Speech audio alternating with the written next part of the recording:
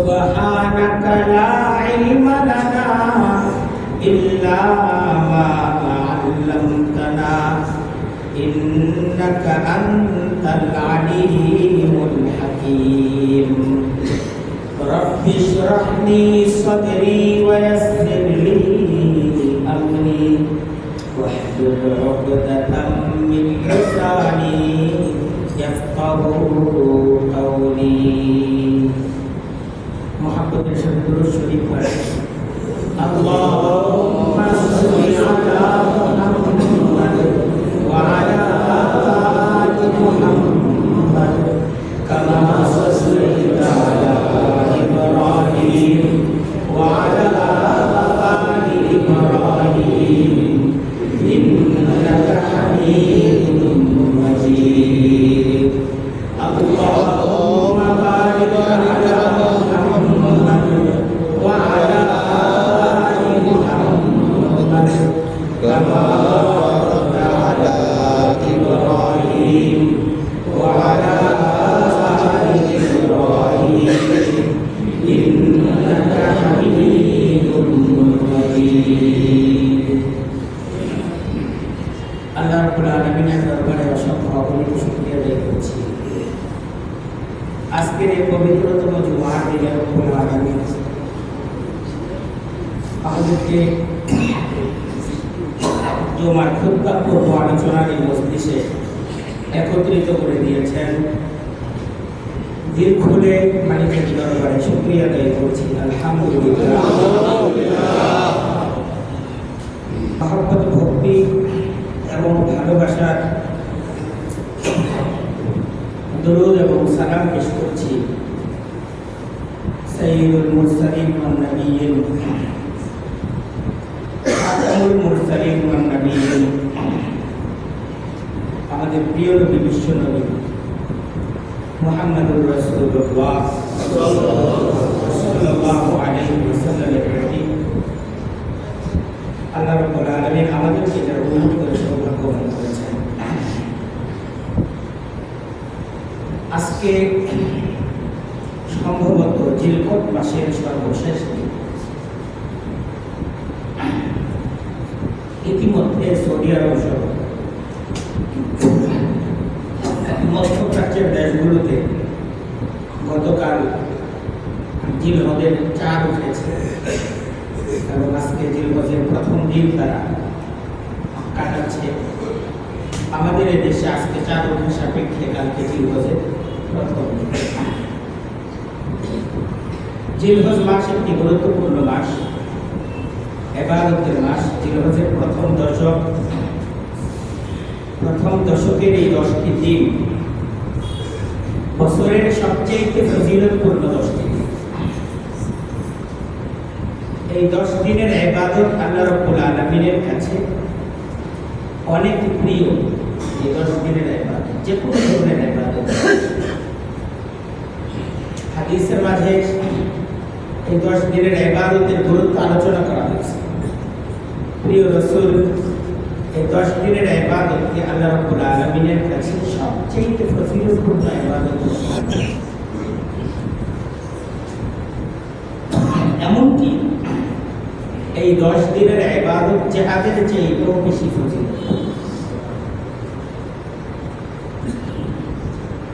এই 10 দিনের এক একটি দিনের এক একটি নফল রোজা 1 বছর রোজা রাখার সমতুল্য।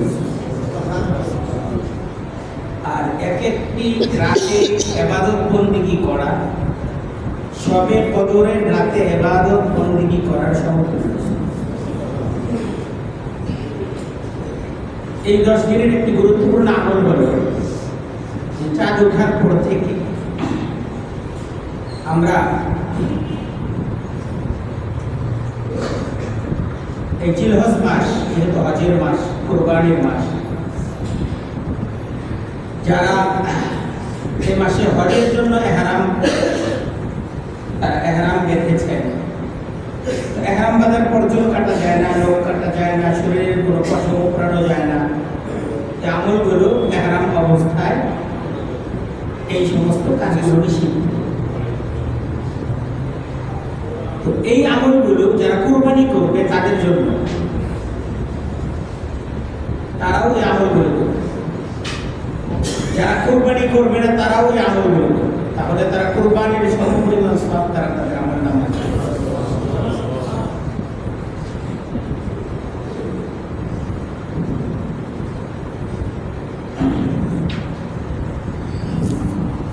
আল্লাহ রাব্বুল আলামিন যাদেরকে এবছর হজের জন্য কবুল করেছেন, এই আমল দ্বারা আমরা কেমন যেন তাদের অনুকরণ, তাদের অনুসরণ, তাদের সামঞ্জস্যতা, এটাকে আমরা গ্রহণ করি। তো এই নেককার ব্যক্তিদের, আল্লাহর প্রিয় ব্যক্তিদের সাদৃশ্যতা গ্রহণ করা, এটাও ব্যাপার, এটাও ব্যাপার। তাই জিলহজের চাঁদ ওঠার পর থেকে নখ কাটা যাবে না, চুল কাটা যাবে না, কোনো পশম মোকড়ানো যাবে না, মোজ কাটা যাবে না। আর দাড়িতে তো আসলে কোনো সময়ই হাত দেওয়া কিনা, কেচি ধরা উচিত। এই সময় আমরা দাড়িতেও কেউ হাত দিব। এই 10টা দিন আমরা এই ইবাদতটা করার চেষ্টা করি। রাজি আছি না ইনশাআল্লাহ? দেখেন এই 10 দিন এত প্রিয় হলো কেন? এটার ইতিহাস আমাদের সামনে আসা, এই ইতিহাসগুলোর আলোচনা বেশি বেশি করা দরকার। আল্লাহ রাব্বুল আলামিন কোরআনের মাঝে ইতিহাস আলোচনা করেছেন। আল্লাহর প্রিয় বান্দার কুরবানির ইতিহাস, তার ত্যাগের ইতিহাস, তার ভালোবাসার ইতিহাস, তার ঈমানি দৃঢ়তা এবং ঈমানের উপর ইস্তেকামাতের ইতিহাস আল্লাহ রাব্বুল আলামিন আলোচনা করেছেন। আমাদেরকে আল্লাহ কোরআনের মাঝে উসওয়া হিসেবে, আদর্শ হিসেবে আল্লাহর সেই প্রিয় মানুষটাকে গ্রহণ করার প্রতিও আল্লাহ কোরআনের মাঝে আমাদেরকে আহ্বান করেছেন। সেই মানুষটা হলো হযরত ইব্রাহিম আলাইহিস সালাতু ওয়াস সালাম। জিলহজ মাসের সাথে, এই মাসের ইবাদতগুলোর সাথে তার একটা বিশেষ সম্পর্ক আছে। হযরত ইব্রাহিম আলাইহিস সালাম শুধু তিনি না, সমস্ত নবীদের ইতিহাসের মাঝে কিন্তু আমাদের জন্য শিক্ষা আছে। কারণ ঈমানের জন্য নবীদেরকে যে পরিমাণ ত্যাগ, কুরবানি আর যে কঠিন পরিস্থিতি এই ঈমানের জন্য, এই ঈমানের দিকে মানুষদেরকে আহ্বান করতে যে কঠিন পরিস্থিতি তাদেরকে মোকাবেলা করতে হয়েছে, এবং আল্লাহ রাব্বুল আলামিনের প্রতি যে ভালোবাসা তারা উপস্থাপন করেছে, এটা আমাদের জন্য শিক্ষা। আমরাও যদি ঈমানের পথে চলতে চাই এবং ঈমানি জীবন এটা আমরা যদি গ্রহণ করতে চাই, ঈমানের পথটাই হলো কাটা বিছানো, এটা ফুল বিছানো পথ। এই পথে পরীক্ষা আসবে। আপনি যখনই সহিহ তরিকায় চলতে যাবেন, আপনি অন্যায় পথে চলেন, আপনার জীবনে কোনো পরীক্ষা আসবে। পূর্ণ সমাজের সাথে তাল মিলিয়ে চলেন, সমাজে আপনার কোনো সমালোচনা থাকবে না। কিন্তু আপনি যখনই এই সমাজ জীবন, এই রাষ্ট্রীয় জীবন, এটার সাথে সকলের সাথে তাল মিলিয়ে আপনার জীবনটা যখন আপনি অগ্রসর করবেন না, আপনি যখন মনে করবেন না আমি সবার মতো চলবো না, আমি তো গোলাম, আমাকে আল্লাহর হুকুম মতো চলতে হবে।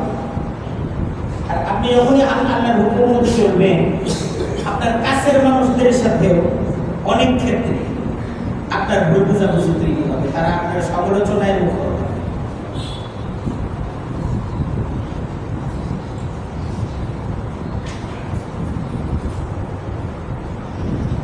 একটা কঠিন পরিস্থিতি আসবে জীবনে,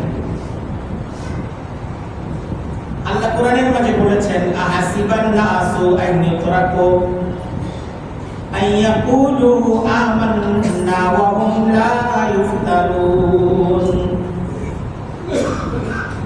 মানুষ কি এটা মনে করে আইয়াকুলু আমান্না, সে বলবে আমি ঈমান এনেছি, ওয়া হুম লা ইফতানুন, আর তার কোনো পরীক্ষা নেওয়া হবে না? না, এটা ভুল ধারণা। ওয়ালাকাদ ফাতান্নাল্লাযীনা মিন ক্বাবলিহিম ফালা ইয়া'লামান্নাল্লাহুল্লাযীনা সাদাকু ওয়া লা ইয়া'লামান্নাল কাযিবিন। আল্লাহ এই জায়গায় কসম খেয়ে বলছে, ওয়ালাকাদ ফাতান্না, কসম আমি কিন্তু পরীক্ষা দিয়েছি, পরীক্ষা ছাড়া আমি কাউকে উত্তীর্ণ করি না। এমন ঘটনা ঘটে না ইতিহাসে যে পরীক্ষা ছাড়া কেউ পাস করে। অটো পাস, এটা মানে ইমানই আপনার জিন্দেগিতে অটো পাস বলতে কোনো কিছু না, পরীক্ষা আছে, পরীক্ষা দিয়েই পাস করতে হবে। ওয়ালাকাদ ফাতান্না, অবশ্যই আমি পরীক্ষা গ্রহণ করেছি আল্লাযীনা মিন ক্বাবলিহিম, তাদের পূর্ববর্তী সকলের, ফালা ইয়া'লামান্নাল্লাহ, আর অবশ্যই আল্লাহ জেনেছেন আল্লাযীনা সাদাকু, কারা সত্যবাদী, ওয়া লা ইয়া'লামান্নাল কাযিবিন, আর অবশ্যই আল্লাহ জেনেছেন কারা মিথ্যাবাদী। সবাই যে বলে আমি ঈমান এনেছি, এদের সবার কথা কি সত্য না এখানে অনেকের কথা মিথ্যা আছে? এটা আল্লাহ পরীক্ষা করে এটাকে যাচাই করবেন, দেখবেন, তারপর জান্নাতের ফয়সালা হবে। আমি বলে দিলাম আমি ঈমানদার, আর জান্নাত ফাইনাল হয়ে গেল। জান্নাত এরকম পরীক্ষা ছাড়া, পরীক্ষায় উত্তীর্ণ হওয়া ছাড়া জান্নাত কাউকে দেওয়া হবে না। আমাদের প্রিয় রাসূল সাল্লাল্লাহু আলাইহি ওয়াসাল্লাম হাদিসের মাঝে বলেছেন, সবচাইতে বেশি পরীক্ষা এসেছে নবীদের জীবনে। কঠিন কঠিন পরীক্ষা আল্লাহ নবীদের কাছ থেকে নিয়েছেন, এবং কোরআনের মাঝে নবীদের জীবনে যে কত কঠিন বিপদ, মুসিবত এবং পরীক্ষা এসেছে আল্লাহ তার আলোচনা কোরআনের মাঝে করেছে। কত কঠিন পথ পাড়ি দিয়ে তাদেরকে সত্য প্রতিষ্ঠায়, ন্যায় প্রতিষ্ঠায়, ঈমান প্রতিষ্ঠায় তাদেরকে সমাজের মাঝে ভূমিকা রাখতে হয়েছে। সে আলোচনা কোরআনের পাতায় পাতায়, সূরায় সূরায় আল্লাহ রাব্বুল আলামিন করেছেন। হযরত ইব্রাহিম আলাইহিস সালাম, তার জীবনটা ছিল কুরবানিময়। وَإِذِ ابْتَلَى إِبْرَاهِيمَ رَبُّهُ بِكَلِمَاتٍ فَأَتَمَّهُنَّ قَالَ إِنِّي جَاعِلُكَ لِلنَّاسِ إِمَامًا। আল্লাহ নিজেই কোরআনের মাঝে আলোচনা করতেছেন ইতিহাস যে ইবতালা ইব্রাহিম রাব্বুহু, ইব্রাহিমকে তার রব নানা ধরনের পরীক্ষা, এই পরীক্ষার মাঝে তাকে ফেলেছেন, এবং আল্লাহ রাব্বুল আলামিন যতভাবে তাকে পরীক্ষা নিয়েছেন তিনি